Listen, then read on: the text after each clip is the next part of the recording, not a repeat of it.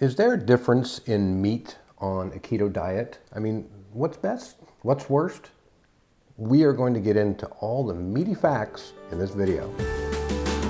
So for decades, we were taught to look at the lean choices of meat, right? Lean ground beef, lean cuts like flank steak, chicken or turkey with no skin, right? And even, processed things like turkey bacon. Right. We used to eat that. Yes. Well, I didn't think it was as bad as you do. But now that are going through really, I would say, a diet paradigm shift, because low carb, high fat diets have become so successful and healthy, and that we now need to rethink our meat choices. There's actually a very interesting condition that's known as protein poisoning or protein starvation. It's more commonly, I guess, known as rabbit starvation. And it is loosely defined as a condition that your diet is too highly reliant on lean meats and deficient in fat. And while you might be able to get your calorie intake up to an acceptable level by eating a diet that's highly reliant on lean meats, you will still be malnourished because of the lack of the other nutrients. So the symptoms of this rabbit starvation include diarrhea, headache, low blood pressure, slow heart rate, hunger. And I think this is important to note because it's human nature. We tend to go to extremes. And I think that we think of protein as a very important nutrient. Obviously it is. But we then think, all right, I'm going to go on a diet and, I'm just going to eat protein. And so we, have a very, very high protein diet with hardly any other nutrients coming in.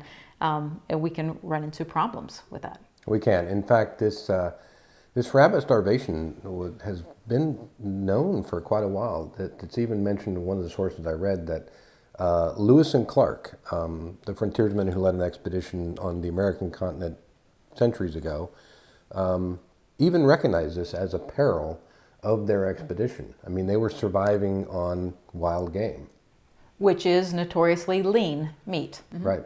So, for comparison, let's take a look at some of the values, the fat values of the meat, okay? And we're going to put these up on the screen here as I read through them. So these figures are all gram-based. It's just based on a, weight. Mm-hmm. So prime rib, big thumbs up, 34%. How about that one? Filet mignon, 18%. The dark chicken meat is about 14%. Salmon is about 13%. And then we go down, we drop all the way below 10%. Rabbit is 8%. Flank steak, that we mentioned before, is a lean cut, is 8%. Turkey, in general, is 7%. Venison, which is deer meat, is 3%.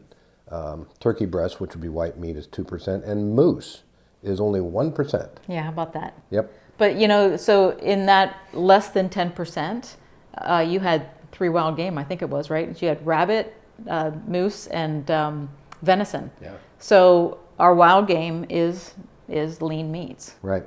And I do have a little bit of a fun fact here. Okay. So rabbit starvation is also known as mal de caribou. And my apologies if I try to put some kind of a French you do inflection that in. I know, but I'm assuming so that's coming from our French Canadian neighbors to the north of us. They were well aware of that, so I'm assuming that caribou would be on that list of very low fat meats, right? So we've been fans of the show Alone. Yes. For many seasons now. Mm-hmm. If you're not familiar with the show Alone, it's actually I guess you could loosely call it a game show. It's a contest.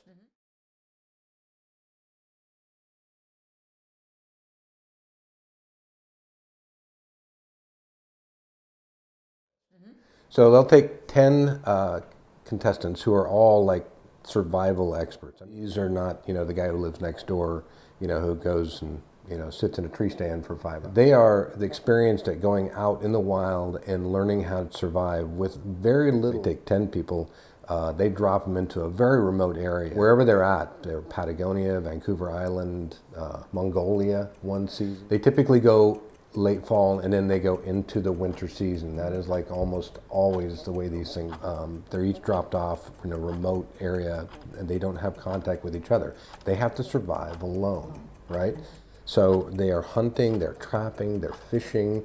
The other season, they're typically gathering, some berries or other, dandelion. Once the winter hits, though, that pretty much dries up, and they're kind of stuck with whatever game or fish they can find. These contestants all know that if they are not getting fat, fatty fish or fatty game, that they are going to be suffering. And they are often the ones who do suffer the most, and often the ones who are pulled from the show for medical reasons of malnourishment. Yeah, you mentioned that these contestants are usually going into the winter months. Well, the animals that survive the winter with fat are hibernating, so they're not out and about to be trapped and They're whatnot. not seeing a lot of bear and things like that they could eat and get that fat content from.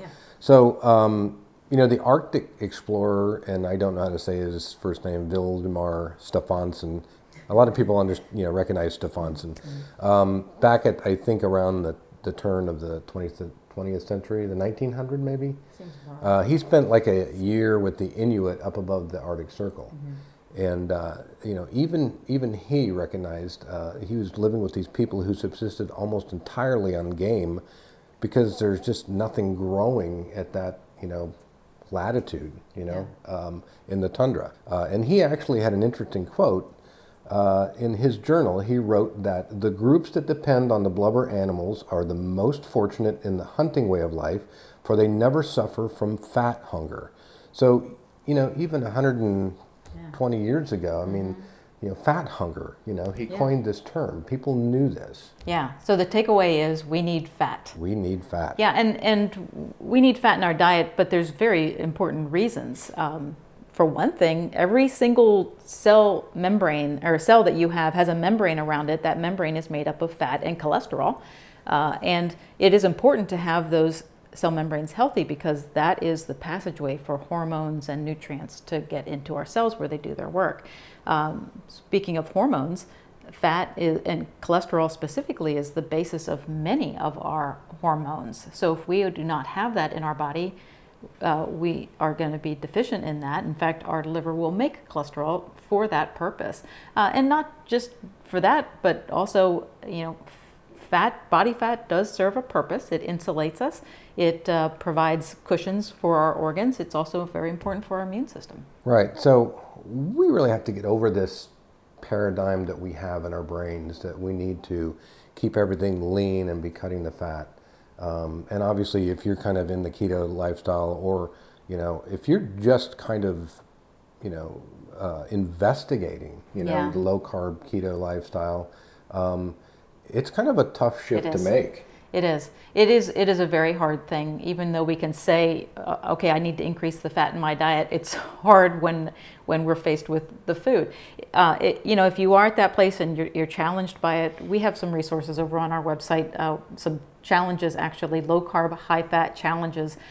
21 days is all it takes. But the benefit of them is that it tells you what to eat each day. So it sets your macros up for you. You basically learn how to eat a proper high-fat diet by doing it. Right. So we will point you to those resources. But for now, that is all we have, right? Anything else? All we have. Thank you so much for watching. We always appreciate you being here, and have a great week. We'll see you in the next video.